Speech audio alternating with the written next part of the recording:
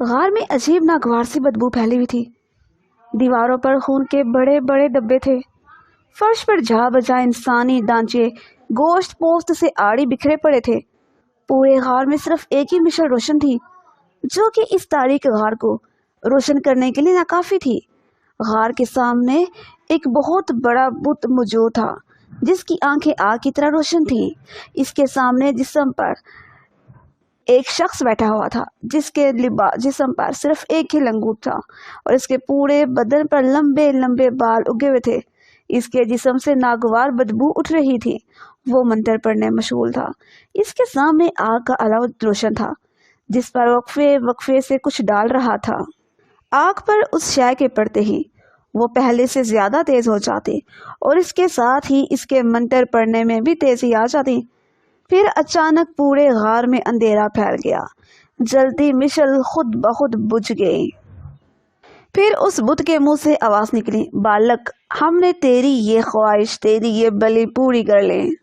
اب تو بتا، تیری کیا خواہش ہے؟ تو کیا چاہتا ہے؟ بت کے منہ سے یہ آواز سن کر بوڑھا فوراً سجدے میں گر گیا۔ جے ہو، میں امر ہونا چاہتا ہوں دیوتا۔ میں چاہتا ہوں کہ کالی دنیا پر میری طاقتوں کا راج ہو اور اس دنیا کا میں سب سے بڑا اور شکتی شالی جادوگر بننا چاہتا ہوں، اور میری یہ تمام خواہشات اور تمنائیں آپ ہی پوری کر سکتے ہیں۔ یہ اتنا آسان نہیں بالک جتنا تو سمجھ رہا ہے۔ بت کے منہ سے قہر آلود آواز گونجی۔ بہت سے جادوگر امر ہونے کا خواب دل میں لیے اس دنیا سے رخصت ہو چکے ہیں، لیکن چونکہ تو میرا ہاتھ سیوک ہے، اس لیے تجھے ایک راستہ بتاتا ہوں، غور سے سن لے اور پلے باندھ لے۔ سن بالک، تجھے 40 آدمیوں کی بلی دینی ہوگی۔ پھر اس کے بعد تمہارے سامنے ایک ناری آئے گی جس کا نام شین سے شروع ہوگا۔ پھر جب تو اس کی بلی دے گا، اس کے خون میرے چرنوں میں ڈالے گا اور خود بھی پیے گا تو امر ہو جائے گا۔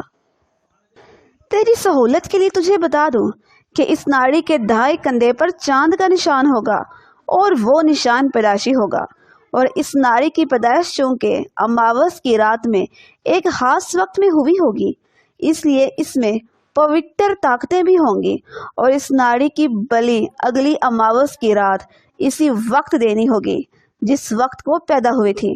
اگلی اماوس میں ابھی 50 دن باقی ہیں۔ اب تو نے اسے یہاں کیسے لانا ہے، یہ تیرا کام ہے۔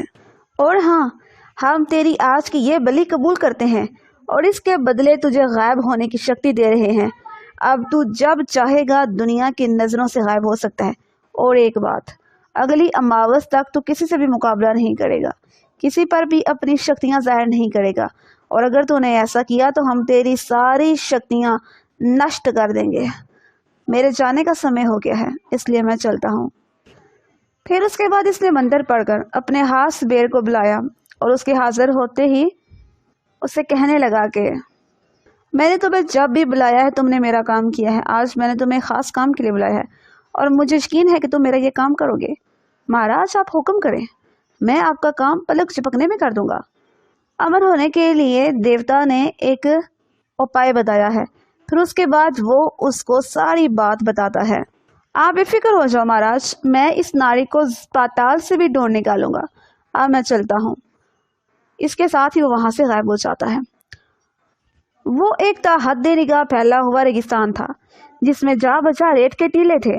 وہاں انسان تو کیا، حیوان کا بھی دور دور تک نام و نشان نہ تھا۔ صحرا میں اڑتے ہوئے ریت کے ذرے جب بدن کے کسی حصے پر لگتے تو یوں لگتا جیسے وہ ریت نہ ہو بلکہ انگارے ہوں۔ دن کے 12 بج رہے تھے۔ گرمی نے ناک میں دم کر رکھا تھا۔ عبداللہ کا بس چلتا تو وہ وہاں سے بھاگ گیا ہوتا، لیکن وہ مجبور تھا۔ اس کی یہی مجبوری اسے مسلسل آگے بڑھتے رہنے پر مجبور کر رہی تھی۔ اس نے ابھی تھوڑا سا ہی فاصلہ طے کیا ہوگا کہ یکایک تیز ہوائیں چلنی شروع ہو گئی۔ حالانکہ کچھ دیر پہلے ہوا بالکل بھی نہیں تھی۔ موسم حبس زدہ ضرور تھا۔ اسے ایسے لگنے لگا جیسے اسے آگے بڑھنے سے روکا جا رہا ہو۔ تیز ہوا اب طوفان کا روپ دھار چکی تھی۔ طوفان اس قدر وحشتناک تھا کہ اس کے رونگٹے کھڑے ہو گئے تھے۔ طوفان بڑھتا ہی جا رہا تھا۔ موت کے خوف سے سیاح اپنی آنکھیں بند کر لی تھی۔ آنکھیں بند کی وہ مسلسل آدھا گھنٹہ بیٹھا رہا۔ پھر طوفان کا زور ٹوٹا، پھر بالکل ہی ختم ہو گیا۔ سب کچھ پرسکون تھا۔ اس نے آنکھیں کھول کر چاروں طرف دیکھا تو حیرت سے منہ کھلے کا کھلا رہ گیا، کیونکہ وہ ریگستان میں اب کچھ بھی نہ تھا۔ اس نے شکر کے طور پر خدا کے حضور سجدہ کیا۔ اس نے اپنے دل کو مضبوط کیا، کیونکہ وہ جان چکا تھا اسے اس جیسے کی اور خطرناک اور خوفناک مراحل سے گزرنا ہے۔ اس نے خدا کا نام لے کر ایک طرف چلنا شروع کر دیا۔ کلام الہی کا اثر اور ورد اب اس کی زبان پر جاری ہو چکا تھا۔ عبداللہ پیشے کے لحاظ سے ایک ڈاکٹر تھا۔ اس کے والدین ایک کار ایکسیڈنٹ میں فوت ہو گئے تھے۔ اب اس دنیا میں اکیلا تھا۔ جائیداد کے نام پر اس کے پاس صرف ایک گھر تھا۔ اس کی زندگی انتہائی سادہ مگر پرامن تھی۔ پچھلے کچھ دنوں سے وہ پریشان تھا، اور پریشانی کی وجہ وہ مسلسل دکھائی دینے والا خواب تھا۔ خواب میں وہ خود کو ایک ویران حویلی میں دیکھتا تھا۔ وہ ایک قدیم کھنڈر کا تصور پیش کرتی۔ اس حویلی میں جگہ جگہ ہاردار جھاڑیاں، سوکھے درخت، خشک گھاس نے اپنا تسلط جمایا ہوا تھا۔ یوں لگتا تھا جیسے وہ حویلی صدیوں سے ویران پڑی ہو۔ پھر ایک کونے سے اسے کسی کے سسکنے کی آواز سنائی دیتی۔ آواز میں کرب اور اذیت ہوتی۔ جب وہ اس آواز کے تعاقب میں ایک کمرے میں پہنچ گیا۔ کمرے کی حالت انتہائی بوسیدہ تھی۔ پھر وہاں پر ایک لڑکی دکھائی دیتی ہے جو زنجیروں میں جکڑی کرا رہی ہوتی ہے۔ اس کا سر نیچے کو جھکا ہوتا ہے، اس کے بال بکھرے ہوتے ہیں۔ آپ کون ہیں اور یہاں کیا کر رہی ہیں؟ جب وہ لڑکی عبداللہ کی آواز پر سر اٹھا کر عبداللہ کو دیکھتی ہے تو عبداللہ اس کو دیکھ کر حیران رہ جاتا ہے، کیونکہ وہ انتہائی حسین لڑکی تھی۔ پھر وہ اسے بتاتی ہے کہ میرا نام شہلا ہے، مجھے یہاں ایک جادوگر نے قید کیا ہے، وہ بہت ظالم ہے، اس نے والدین کو میری آنکھوں کے سامنے مار ڈالا اور مجھے یہاں قید کر دیا۔ وہ روزانہ مجھے اذیت اور تکلیف دیتا ہے۔ آپ پلیز مجھے اس قید سے آزاد کر دیں اور مجھے اس ظالم درندے سے نجات دلا دیں۔ پھر اس کے بعد عبداللہ کی آنکھ کھل جاتی ہے اور وہ اپنے کمرے میں ہوتا ہے اور وہ خواب کے بارے میں سوچ رہا ہوتا ہے۔ اس کے بعد لگاتار اسے یہ خواب نظر آتا ہے، اور پھر خواب میں اسے ایک بوڑھا شخص بھی نظر آتا ہے جس کے جسم پر صرف ایک لنگوٹ ہوتا ہے، اور وہ عبداللہ سے لڑائی شروع کر دیتا ہے۔ عبداللہ کی جب آنکھ کھلتی ہے تو خوف کے مارے اس کے جسم سے پسینہ بہہ رہا ہوتا ہے۔ کتنے دن تک تو اس خواب کو نظر انداز کرتا رہا۔ پھر وہ اپنے پیر صاحب کے پاس گیا اور انہیں اس خواب کے بارے میں بتایا۔ وہ اس کی بات سن کر خاموش ہو گئے اور کہنے لگے، تمہارے خواب سچ ہیں یا جھوٹ، اس بارے میں فی الحال کچھ نہیں بتا سکتا۔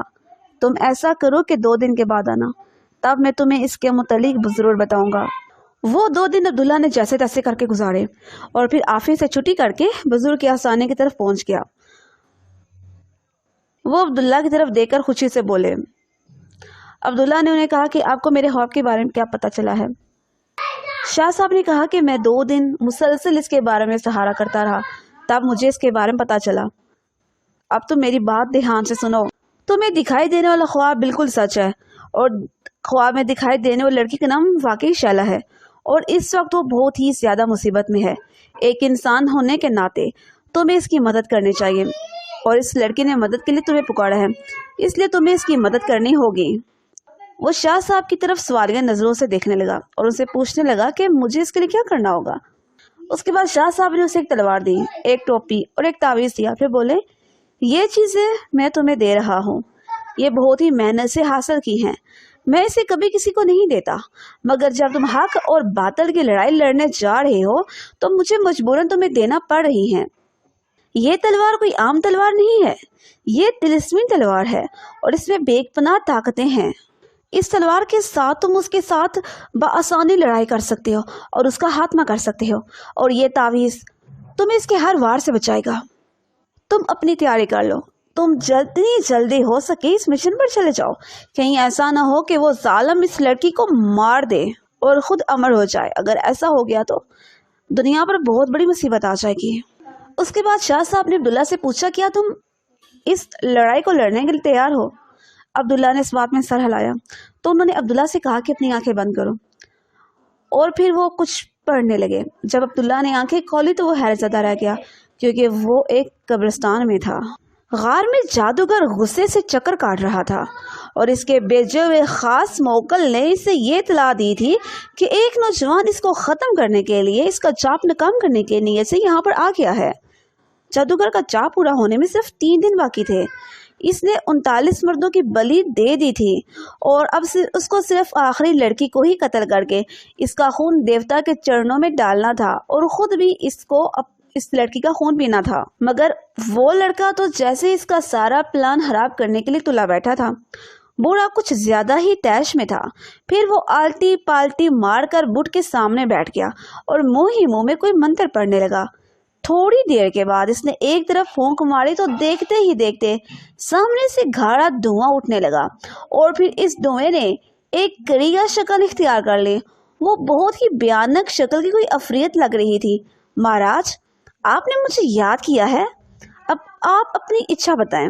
बूढ़े जादूगर के हुक्म देने की देर थी कि वो अफरियतनुमा शख्स वहां से ऐसे गायब हो गया जैसे गधे के सर से सींग। बूढ़े का गुस्सा अब आसमान से बातें कर रहा था। ऐसा नहीं था कि वो अब्दुल्ला से कमजोर था, बल्कि वो अपने शैतान आका की लगाई गई शर्ट की वजह से मजबूर था। इसकी आंखों में खून उतर आया था। वो किसी भी सूरत अब्दुल्ला से हार नहीं मान सकता था। अब्दुल्ला आगे आगे बढ़ता जा रहा था, हर कदम फोंक फोंक कर रख रहा था। सहरा में अभी भी गर्मी जोरों पर थी। पसीना इसके सर से निकलकर एड़ी तक पहुंच गया था। प्यास की वजह से इसका बुरा हाल था। वो चलता जा रहा था। यकाएक वो एक जगह पर ठटक कर रुक गया। उसके सामने एक ऐसी अफरीत नमूदार हो गई थी जो बहुत ही ज्यादा खौफनाक थी। उसने यकदम अब्दुल्ला पर हमला कर दिया था और अब्दुल्ला किसी फुटबॉल की मानिंद लड़खड़ाता हुआ दूर जा गिरा था। वो अफरियत जिसामत में आम आदमियों के मुकाबले में कई गुना बड़ी थी। इससे पहले कि वो इसे देखकर बेहोश होता, इसे एक मानूस की आवाज सुनाई दी। इस आवाज को सुनते ही अब्दुल्ला पहचान गया, क्योंकि वो आवाज किसी और की नहीं बल्कि शाह साहब की थी, जिनके कहने पर यहाँ तक आया था। बेटे, इस खबीर से डरने की जरूरत नहीं है। तुम अपनी तलवार पर आयतुल कुर्सी पढ़कर धम करो और फिर इस जालिम की तरफ कर दो। बिजली की सी तेजी से अब्दुल्ला ने बुजुर्ग की हदायत पर अमल करते हुए आयतुल कुर्सी पढ़ी और फिर तलवार पर फौंक मार के तलवार का रुख इस कड़िया शक्ल अफरियत की जानिब कर दिया था। तलवार से एक तेज रोशनी निकली जो कि सामने खड़ी इस अफरियत से टकराई। बस रोशनी के टकराने की देर थी। अफरियत को आग ने अपनी लपेट में ले लिया था और वो जलकर खाकस्तर हो गया था। फिर बुजुर्ग ने हुक्म दिया कि तुम अपनी आंखें बंद कर लो। फिर उसके बाद जब अब्दुल्ला ने अपनी आंखें खोली तो वो एक जंगल में था। वो बुजुर्ग उसे समझाने लगे कि तुम थोड़े से दूर तक चलते जाओ। इस जंगल के सिरे पर वो गार होगी और वो जादूगर उसी गार में रहता है। अब्दुल्ला ने जल्दी से बुजुर्ग के बताए हुए रास्ते पर चलना शुरू कर दिया। जल्द ही इसे अपने सामने एक बहुत बड़ा पहाड़ दिखाई दिया था। वो गार में चलता रहा। इसने बिस्मिल्लाह पढ़ी और गार में कदम रख दिया।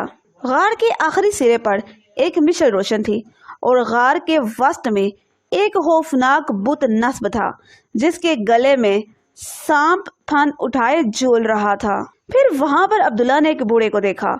उस बूढ़े ने जैसे ही अब्दुल्ला को देखा तो वो जोर जोर से कहके लगाने लगा, जिसकी वजह से गार के डरो दीवार जैसे लड़ने लगे थे। वो बूढ़ा अब्दुल्ला को अपने ख्वाबों में नजर आता था। अब्दुल्ला उसे देखते ही पहचान गया। बालक, तूने यहाँ आकर बहुत बड़ी गलती कर दी। अब तो यहाँ से जिंदा बचकर वापस नहीं जा सकता। अब्दुल्ला को उसे देखकर गुस्सा आ गया। उसे कहने लगा कि तुमने कितने ही लोगों की जिंदगियां खराब की, कितने ही लोगों को नेस्तो नाबूद किया और कितने ही बच्चों को यतीम किया। मैं इन सब मासूमों का बदला लूंगा। तू कल का बालक, तू मुझे खत्म करेगा। तुझे ऐसी मौत मारूंगा, तेरी रूह तड़प जाएगी। अब्दुल्ला ने जल्दी से बुजुर्ग की दी हुई टोपी पहनी और गायब होकर खुद को इससे बचाया।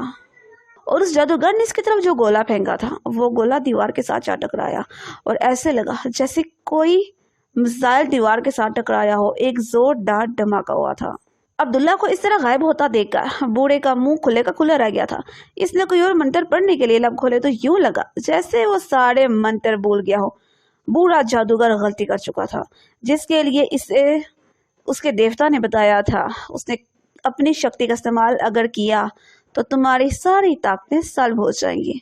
عبداللہ نے غائبانہ حالت میں ہی اس کی گردن پر طلسمی تلوار سے ایسا وار کیا کہ اس کی گردن کٹ کر دور جا گرے اور اس سے سیاہ خون بہنے لگا۔ پھر اسے آگ لگ گئی اور وہ بت بھی زمین بوس ہو گیا۔ پھر اس کے بعد عبداللہ اس لڑکی تک پہنچ گیا جو اسے خواب میں زنجیروں سے بندھی ہوئی دکھائی دیتی تھی۔ جب اس نے اس لڑکی کو اٹھایا تو اسے بزرگ کی آواز ایک اپنی آنکھیں بند کرو، اور پھر جب اس نے اپنی آنکھیں کھولی تو وہ بزرگ کے آستانے پر تھا۔ پھر اس بزرگ نے جب لڑکی کو بتایا کہ تم آزاد ہو چکی ہو اور اس ظالم جادوگر کا خاتمہ ہو گیا ہے تو اس کی آنکھوں میں خوشی سے آنسو آ گئے۔ اس لڑکی کو یقین نہیں آ رہا تھا۔ پھر بزرگ نے عبداللہ سے کہا کہ وہ اس لڑکی سے شادی کر لے۔ عبداللہ کو بھی وہ لڑکی بہت پسند آئی تھی، اس لیے اس نے شادی کر لی۔ شادی کے بعد شہلا ایک اچھی بیوی ثابت ہوئی۔ اس واقعے کو 3 سال کا عرصہ بیت گیا ہے، لیکن جب بھی وہ واقعہ یاد آتا ہے تو عبداللہ اور شہلا دونوں کام پہ جاتے ہیں، دونوں اچھا کرتے ہیں۔